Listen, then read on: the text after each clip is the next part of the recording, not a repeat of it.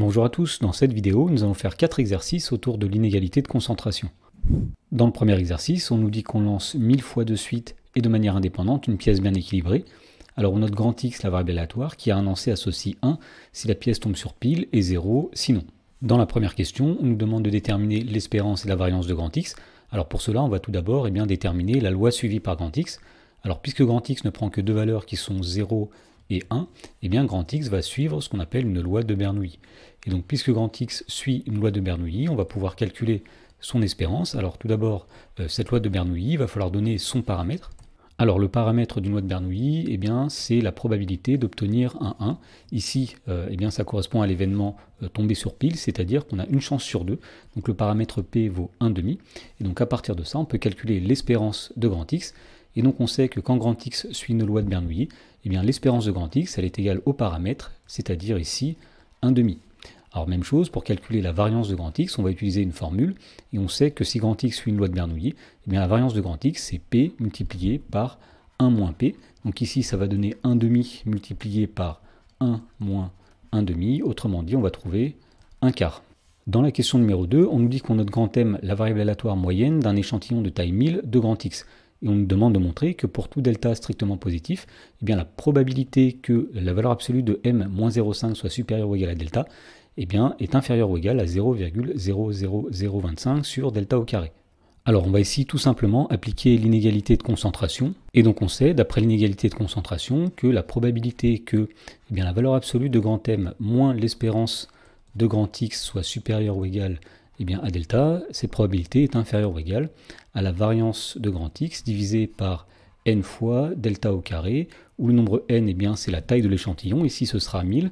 Donc ici il suffit de remplacer, alors on connaît l'espérance de grand X, on connaît la variance de grand X, donc ici on va voir que la probabilité que la valeur absolue de m moins, donc l'espérance de X, on a dit que c'était 1,5, on va écrire 0,5, soit supérieur ou égal à delta, ce sera plus petit que, alors la variance de grand X, on a dit que c'était 1 quart, c'est-à-dire 0,25 divisé par n, la taille de l'échantillon, c'est 1000 multiplié par delta au carré.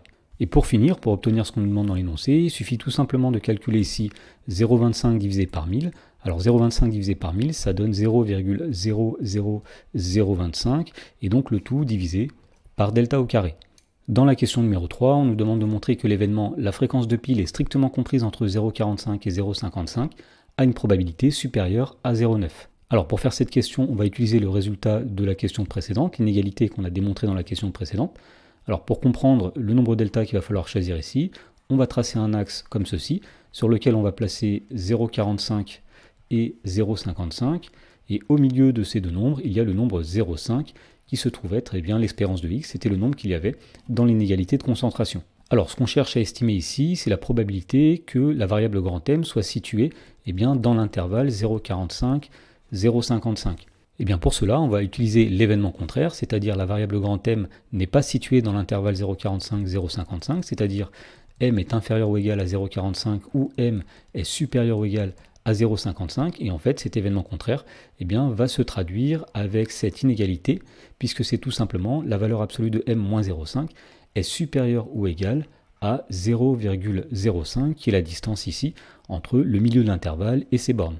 On va donc appliquer l'inégalité de concentration lorsque delta est égal à 0,05. Alors d'après la question précédente, ça va donner que la probabilité que la valeur absolue de m moins 0,5 soit supérieure ou égale à 0,05 est inférieure ou égale à 0,00025 divisé par 0,05 au carré.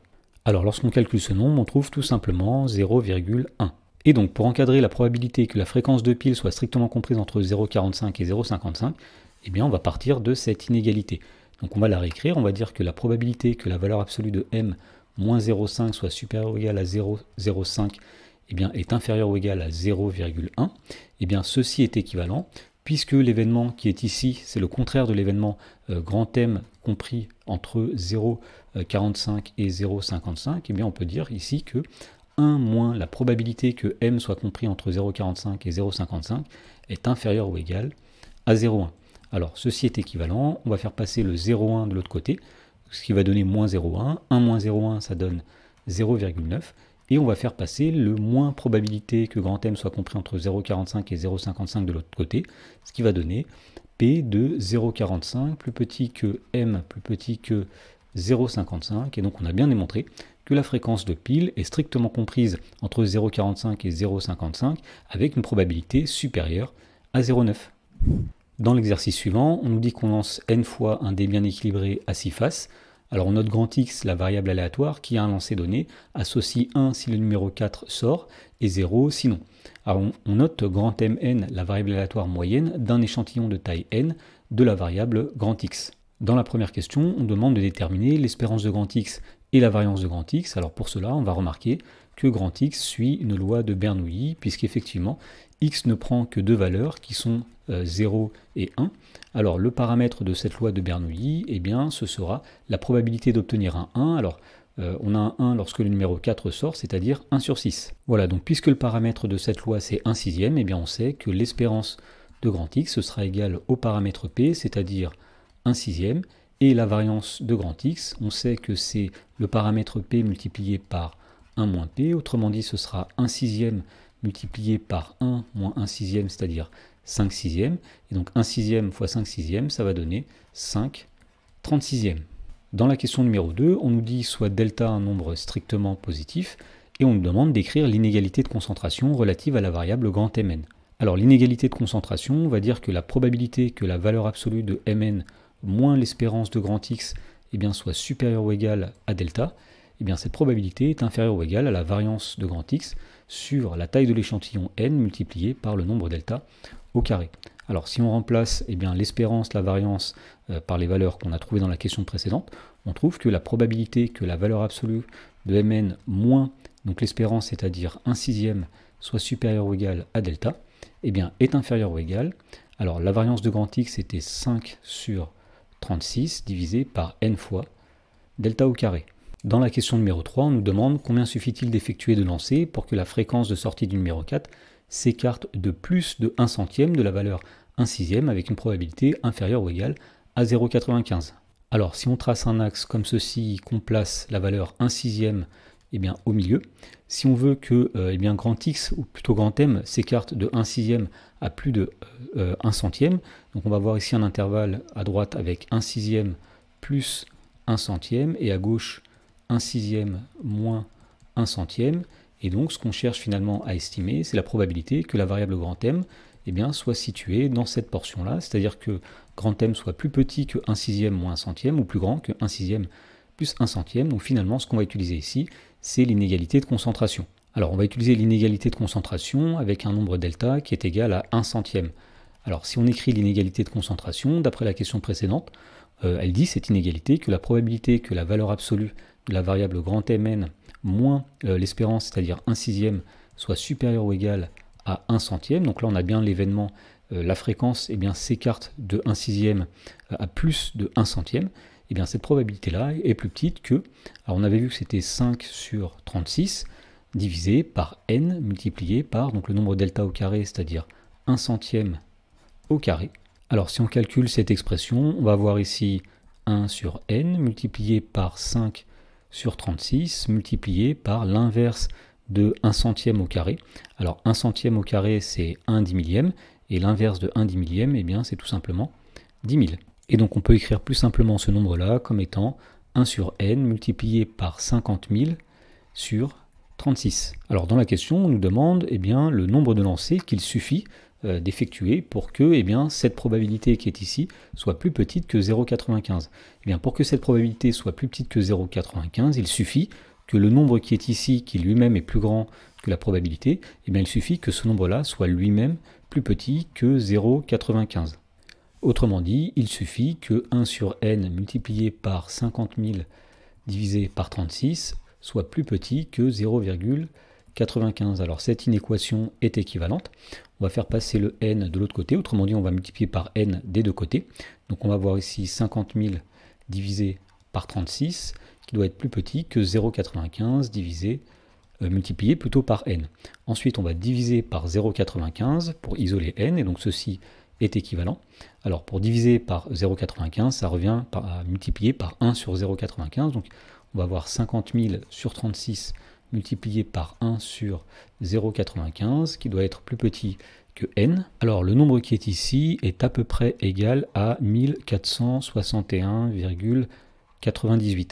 Autrement dit, puisque n est un entier, eh bien ceci va être équivalent à n plus grand que 1462. Et donc il suffit d'effectuer 1462 lancers pour que la fréquence de sortie du numéro 4 s'écarte de plus de 1 centième de la valeur 1 sixième avec une probabilité inférieure ou égale à 0,95. Dans l'exercice suivant, on nous dit qu'on effectue n tirages avec remise d'une carte dans un jeu de 52 cartes. Pour le ième tirage, on note grand XI, la variable aléatoire, qui vaut 1 si la carte est un pic et qui vaut 0 sinon.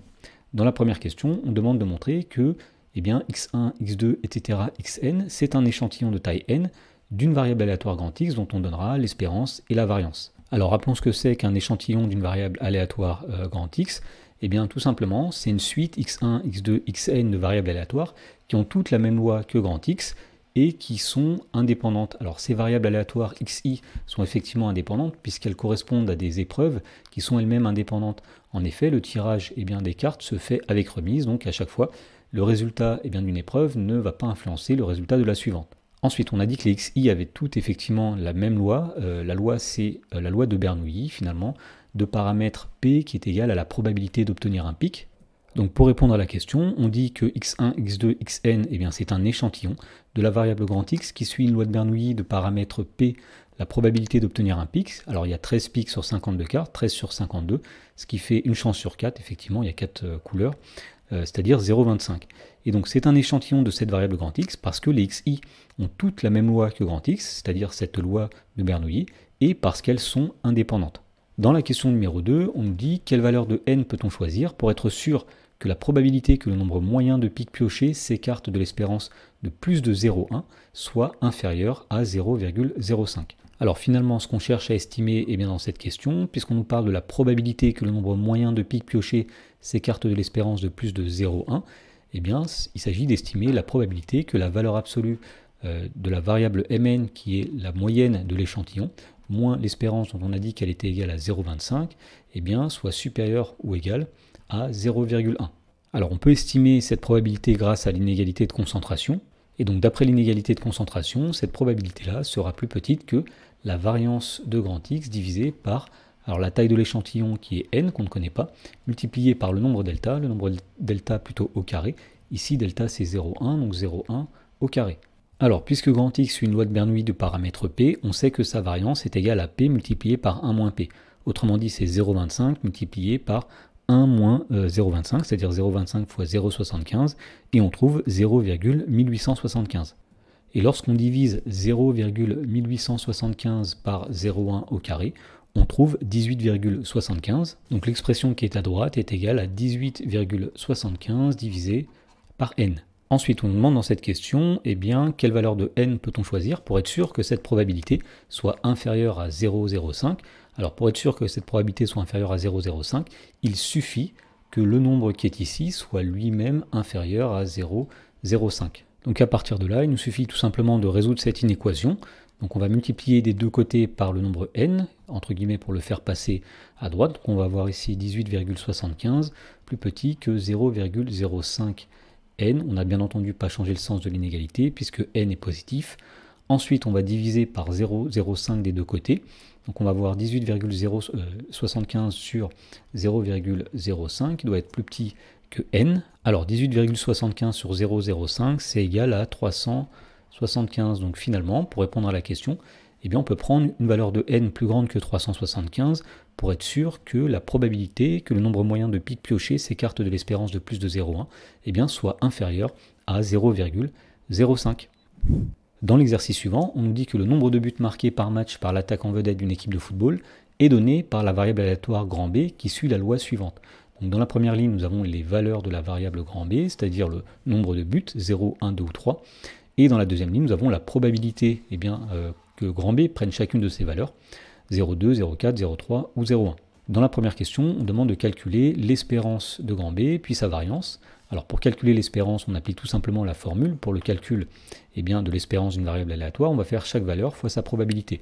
Donc on commence par faire 0 fois 0,2, plus 1 fois 0,4, plus 2 fois 0,3 plus 3 fois 0,1. Et lorsqu'on calcule, on trouve ici 1,3, ce qui veut dire qu'au passage, qu'en moyenne, eh bien, cet attaquant vedette marque 1,3 buts par match. Ensuite, on va calculer la variance de la variable grand B. Donc pour cela, on va appliquer tout simplement la formule de calcul de la variance, c'est-à-dire on va faire à chaque fois la probabilité multipliée par l'écart entre la valeur et l'espérance au carré. Donc on va commencer par la première colonne, on va écrire 0,2 multiplié par l'écart entre 0 et l'espérance 1,3 au carré, plus deuxième colonne ici, 0,4 multiplié par l'écart 1 moins 1,3 au carré, plus troisième colonne, la probabilité 0,3 multiplié par l'écart entre la valeur 2 et l'espérance 1,3 au carré, plus dernière colonne, on va écrire 0,1 multiplié par 3 moins 1,3 au carré. Et on trouve finalement que la variance est égale à 0,81. Dans la question numéro 2, on nous dit qu'on note Mn, la variable aléatoire moyenne d'un échantillon de taille n de la loi de B.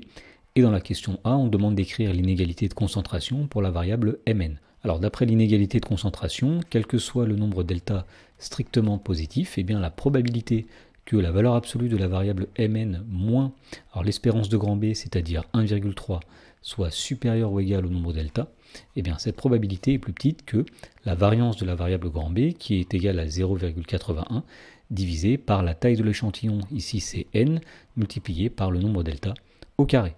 Dans la question B, on nous demande d'en déduire que la probabilité que Mn soit compris strictement entre 1 et 1,6 est supérieure ou égale à 1 moins 9 sur n. Alors pour faire ça, on va utiliser la question précédente et on va remarquer que l'événement Mn strictement compris entre 1 et 1,6, eh bien c'est l'événement contraire de la valeur absolue de Mn moins 1,3 est supérieure ou égale à delta égale 0,3. En effet, puisque si on représente sur un axe ici, eh bien les nombres 1 ici, 1,6 ici, si on met le nombre 1,3 au milieu ici, eh bien il est à la même distance de 1,6 que de 1. Cette distance-là, qu'on va appeler delta, elle est de 0,3. Et donc le contraire de grand Mn est compris strictement entre 1 et 1,6, eh bien ce sera la distance de grand Mn à 1,3 est plus grande que 0,3, c'est-à-dire grand Mn inférieur ou égal à 1 ou supérieur ou égal à 1,6. Donc on va partir de l'inégalité de concentration en prenant delta égale 0,3, autrement dit la probabilité que la valeur absolue de Mn moins 1,3 soit supérieur ou égal à 0,3, eh bien c'est plus petit que 0,81 divisé par n multiplié par 0,3 au carré. Alors 0,81 divisé par 0,3 au carré, ça fait 9, donc ceci est égal à 9 divisé par n. Alors on va passer ensuite à l'événement contraire, donc ceci est équivalent, puisqu'on a dit que le contraire de l'événement qui est ici, c'est l'événement grand Mn strictement compris entre 1 et 1,6, alors on peut dire que 1 moins la probabilité que Mn soit compris entre 1 et 1,6, eh bien ce nombre-là est plus petit que 9 sur n. Alors ceci est équivalent. Si on fait passer la probabilité qui est ici de l'autre côté et le 9 sur n de ce côté-là, on va obtenir donc 1 moins 9 sur n, eh bien inférieur ou égal à la probabilité que Mn soit compris entre 1 et 1,6. Dans la question C, on nous dit combien l'attaquant doit-il avoir joué de matchs pour qu'il ait marqué en moyenne plus d'un but par match avec une probabilité d'au moins 90%. Autrement dit, ce qu'on cherche, c'est des nombres n, même plutôt, tels que la probabilité que Mn soit strictement plus grand que 1, eh bien, soit supérieur ou égal à 0,9. Alors, pour trouver des nombres n qui vérifient cela, on va commencer par remarquer que la probabilité que la moyenne soit strictement plus grande que 1, eh bien cette probabilité-là est supérieure ou égale à la probabilité que la moyenne soit strictement comprise entre 1 et 1,6. En effet, l'événement Mn compris entre 1 et 1,6 est inclus dans l'événement Mn strictement plus grand que 1. Et donc on sait d'après la question précédente que la probabilité que Mn soit strictement compris entre 1 et 1,6 eh bien, est plus grande que 1 moins 9 divisé par n. Et donc ce qu'on peut dire à ce stade, c'est que pour que la probabilité que Mn soit plus grande que 1 soit supérieure à 90, eh bien, il suffit que 1 moins 9 sur n soit lui-même plus petit que 90%. Puisque évidemment, si 1 moins 9 sur n est plus grand que 0,9, eh bien P de Mn plus grand que 1 sera lui-même plus grand que 0,9. Alors cette inéquation est équivalente, on va faire passer le 0,9 de l'autre côté, 1 moins 0,9 c'est-à-dire 0,1, et on passe le moins 9 sur n de l'autre côté, c'est-à-dire 9 sur n. Alors ceci est équivalent, on va multiplier par n des deux côtés, donc ici on va voir 0,1n plus grand que 9, et pour conclure, on va diviser par 0,1 des deux côtés, donc on va trouver que n est plus grand que 9 sur 0,1, c'est-à-dire 90. Et donc pour répondre à la question, on peut dire qu'il suffit que l'attaquant ait joué plus de 90 matchs pour que la probabilité qu'il ait marqué en moyenne plus d'un but par match, eh bien, soit d'au moins 90%.